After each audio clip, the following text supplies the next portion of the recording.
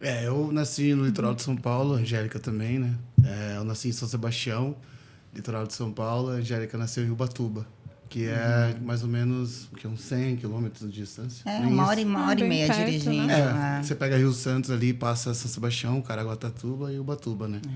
E assim, eu nasci lá, cresci até os 4 anos em São Sebastião, minha família mora lá ainda, né? Tenho primo pra caramba lá, né? Meus tios, minha mãe mora lá agora, meu pai voltou a morar lá também. Mas eu passei a minha infância morando no Vale do Paraíba. Então, eu morei em Pindamonhangaba, uma época. Na verdade, um bom tempo. Acho que eu fiquei 6 anos em Pindamonhangaba, até os meus 10 anos de idade. Depois, eu voltei para São Sebastião. E de São Sebastião, eu voltei a morar no Vale do Paraíba, em São José dos Campos. Aí foi onde eu comecei a treinar jiu-jitsu. E assim, né, meu pai ele tinha um trabalho, ele trabalhava na Eletropaulo, né? Então ele era sempre transferido. E aí a gente sempre ficava mudando, né? Ficava mudando. E aí São José dos Campos foi a cidade onde eu morei, assim, eu estava na 2ª série, né? Meio da 3ª série, né? E fiquei até os meus 18 anos. Aí com 18 anos eu fui morar no Rio de Janeiro, 17 para 18 anos. Morei na Academia do Oswaldo Alves. E aí depois eu voltei para São Paulo, para São José dos Campos, e aí com 18 para 19 anos eu fui morar com o Tererê, em São Paulo. Aí fiquei aqui em São Paulo de 2003 até o ano de 2009, onde eu morei em São Paulo e também morei em São Caetano do Sul, né? Eu mudei para lá em 2005, a gente mudou para lá, já conheci ela. E assim, essa foi essa minha vida de cigano. Hoje eu moro Depois nos Estados Rio, Unidos. 2 anos no Rio. Ficamos 2 anos no Rio. E agora no Rio. San Diego. Exatamente. Aí a Angélica sempre ficou em Ubatuba, com Até 18 os 18. anos. Com 18 anos eu fiz uma promessa pra ela. Falei, sai daí, vem comigo. Tô nessa enrascada até hoje. Deu o golpe. Faz 19 anos como? já. Olha só, gente, eu fiquei até os Muitos 18. Então, mais da metade da minha vida, né? Porque eu conheci ele com 18, já tenho Caramba. 19. Mais da metade da minha vida, né? Eu já tô do lado dele. Eu comecei a fazer jiu-jitsu lá em Ubatuba, só porque eu não tinha muita coisa para fazer. Aí eu lembro que teve um campeonato, Ubatuba chove pra caramba, né? Num final de semana, antes de eu começar a fazer jiu-jitsu. E eu fui lá assistir, que era a única coisa que estava acontecendo na cidade. E aí tinha um moleque faixa azul que toda hora que ele ia lutar, todo mundo parava para ver esse menino, entendeu? E ele, tipo, eu só lembro que ele se mexia pra caramba, mas eu não entendo, assim, tipo, não entendia nada. E eu lembro dos placares, assim, ó, até hoje tem alguns campeonatos do placar de virar, né, das plaquinhas. Aí eu lembro que tava todo mundo, assim, pasmo, que as plaquinhas todas viraram, assim, sabe? E coincidiu que esse menino era o André, né? Então eu já vi, mas eu não falei com ele, eu mas eu não vi sabia ele que ela lutando. Adulto. Eu era adulto adulto. azul. Aí eu comecei a fazer jiu-jitsu, aí eu comecei a ver, eu descobri quem ele era, né? Nisso ele foi fazendo roxa, foi subindo para marrom. E quando ele foi para TT, a gente teve um amigo, a TT era Ascensão, né? Na época, era o time, né? Em São Paulo. E aí teve um menino, um rapaz de Ubatuba que se mudou para lá para treinar também. Então a gente ficou com um amigo em comum.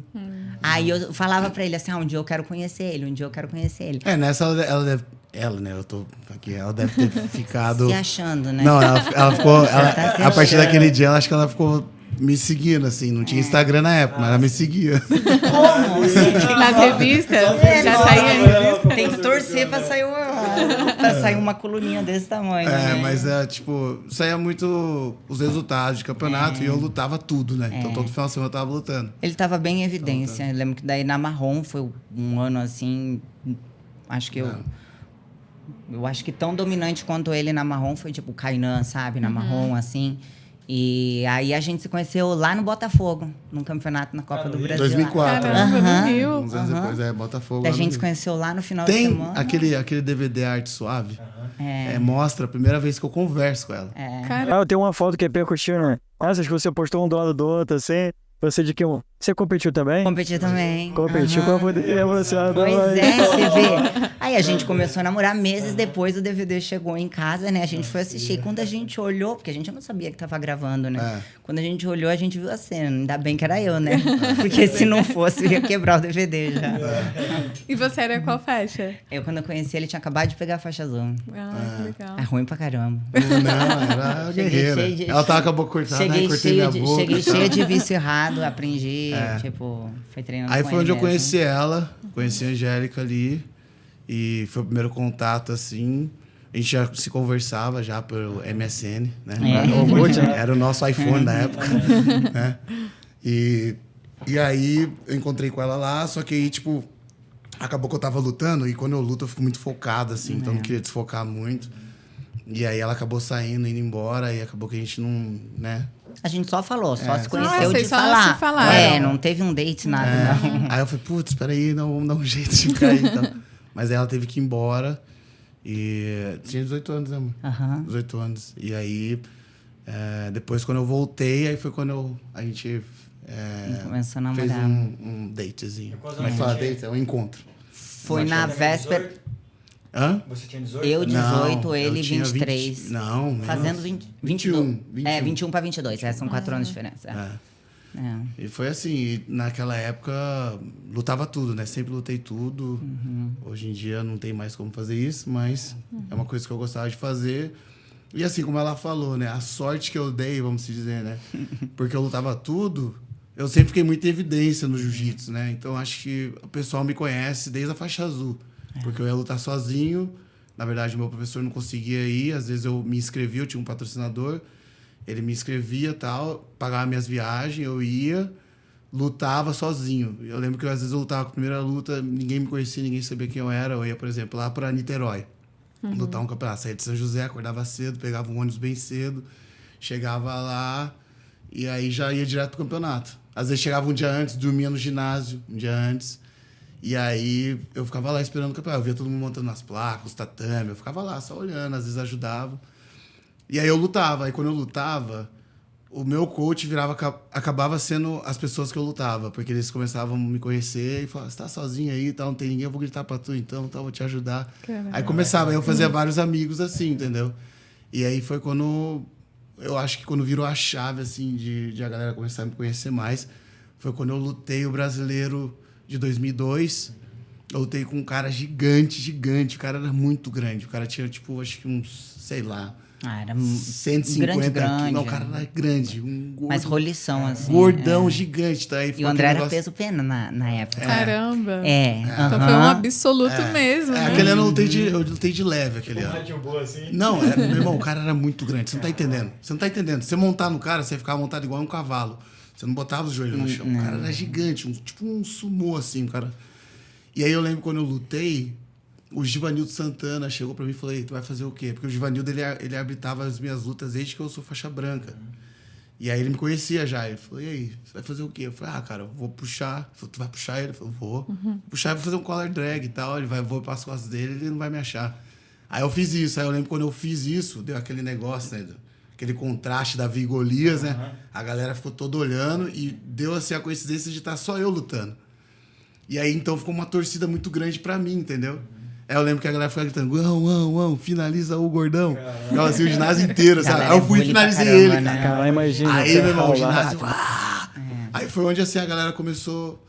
acho que foi uma das primeiras vezes que eu comecei a tirar foto, assim, e tal. E aí, a partir dali, foi, assim, uma ascensão, assim, sabe? Eu sempre lutava muito bem. E, hoje eu tô aqui, né? Graças a Deus, fiz a minha história. E continuo escrevendo a minha história através dos alunos agora, né? E aí foi onde eu conheci a minha esposa, né? O jiu-jitsu trouxe pra mim, tipo, muita coisa boa, né? Na minha vida. Na nossa vida, na verdade, né? Mudou muita coisa. E apesar de que você falou, vocês estiveram sempre juntos, né? Muitos anos assim. Sim. Eu tenho certeza que nunca foi fácil. Qual foi uma das maiores dificuldades que vocês já passaram Várias. nessa trajetória, assim? Teve Nossa. muitas. De difícil. Teve muito. Teve vezes de abrir a geladeira e não ter mesmo o que comer, entendeu? É. Teve vezes que era o café puro com uma aveia que estava lá, entendeu? E era isso que ele comia. Ele não deixava de trabalhar, independente da situação. O André sempre foi um cara assim... Nesses 19 anos, ele nunca... Sabe o que é nunca? Nenhuma vez. Nunca faltou no treino. Só por quê? Entendeu? Tipo, tô cansado hoje. Hoje tá chovendo. Mas ontem eu perdi. Não, mas ontem eu ganhei. Ou... Nunca. E até hoje, assim, pra tirar ele de levantar e chegar lá na academia e trabalhar, tem que estar acontecendo alguma coisa, assim, que precise muito dele, assim, sabe? Então, ele sempre teve isso, independente da situação, né? Quando a gente estava, tipo, o nosso relacionamento estava ficando um pouco mais sério, né? Eu tinha acabado de passar no vestibular para fisioterapia, né? Eu trabalhava de recepcionista num resort. Então, não tinha muito, assim, uma ambição, né? Era só uma perspectiva. Uma menina da praia, assim, não sei, vou fazer faculdade. E continuar ali, né? Arranjar ali um trabalho, entendeu? Mas a E Angélica começou a trabalhar ali. cedo. Ela trabalhava desde os 14 Desde anos. os 14 anos, entendeu? Não. Trabalhei vendendo Nessa época bijuteria tinha na 18. praia, entendeu? Trabalhei em quiosque, trabalhei panfletando na lombada, Caramba. panfletando em restaurante, entendeu? Uma vez eu fui tentar trabalhar na porta de uma balada, minha mãe descobriu, ela foi lá, me catou, Caraca. não deixou, não deixou eu trabalhar. Então, eu fiz, tipo, sempre fiz meu corre, né? Venho de família também simples. E aí, eu lembro que a fisioterapia ia comer muito tempo, assim, né? Eram 5 anos, período integral, né? No interior de São Paulo, e ele já em São Paulo, na TT. Aí, ele só falou assim pra mim, não vai dar certo a gente dessa forma, né? E ele falou assim, larga isso, vem comigo e que a gente vai dar certo. É. E eu fui. Deu né? uma de Aladim, sabe? Chega pra princesa. mas Você eu não confia era- em mim? Você confia em mim? Então pula aqui. Mas eu não era princesa, né? Era uma princesa, assim. Pra mim, era. Aí, eventualmente, teve muita fase difícil, né? Mas sabe que hoje, quando eu olho pra trás, assim, com quanto a gente era só nós dois e os momentos difíceis que a gente passava, eu falo pra ele, mas a gente, tipo, se divertia tanto, entendeu? Meu, às vezes pegava, tipo, viajava 12 horas de ônibus, entendeu?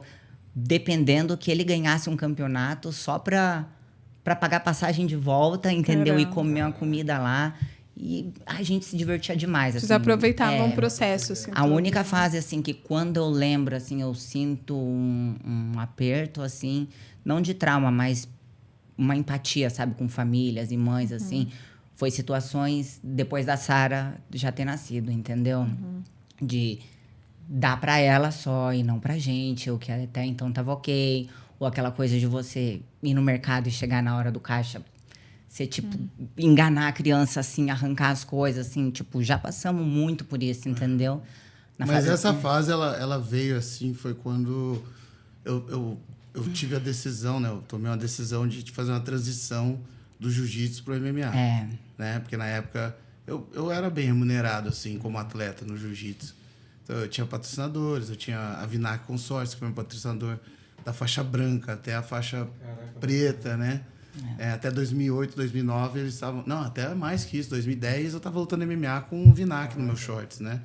Então, assim, eles ficaram mais de uma década me patrocinando, né? Eu ganhava um salário, né? Um salário bom até. Só que quando eu fiz essa transição pro MMA, a gente mudou pro Rio. E a área que a gente morava era perto do CT do Tim Nogueira, né? Então, assim, eu tinha que pagar aluguel ali naquela área. Já era um aluguel mais salgado, já era um aluguel mais alto. E aí, as coisas no Rio eram mais caras, né? Querendo ou não, o Rio é mais caro. E aí foi quando começou a acontecer isso. E como eu parei de competir o jiu-jitsu, e na época o jiu-jitsu tinha uns campeonatos que já premiavam você com dinheiro e tudo mais, não acontecia tanto esses bônus, assim, essa que eu recebia, que eu ganhava, porque eu fiquei focado no MMA ali. Então, eu me aposentei pela primeira vez, depois do Mundial de 2008. Foi um Mundial, assim, que eu lutei muito bem, estava muito bem. Eu acredito que se eu continuasse aqueles anos ali, estava na época do Roger Gracie se aposentar e tal, eu acho que eu conseguiria chegar numa final de absoluto de Mundial, sabe? Mas aí eu tomei essa decisão de ir pro MMA, e aí foi quando começou as coisas a ficar bem apertadas, assim, vamos dizer. A Sara tava com dois anos de idade. né? E aí foram 2 anos que eu fiquei lá, assim, porque eu tava começando e ninguém queria lutar comigo, porque eu era campeão de jiu-jitsu e tal.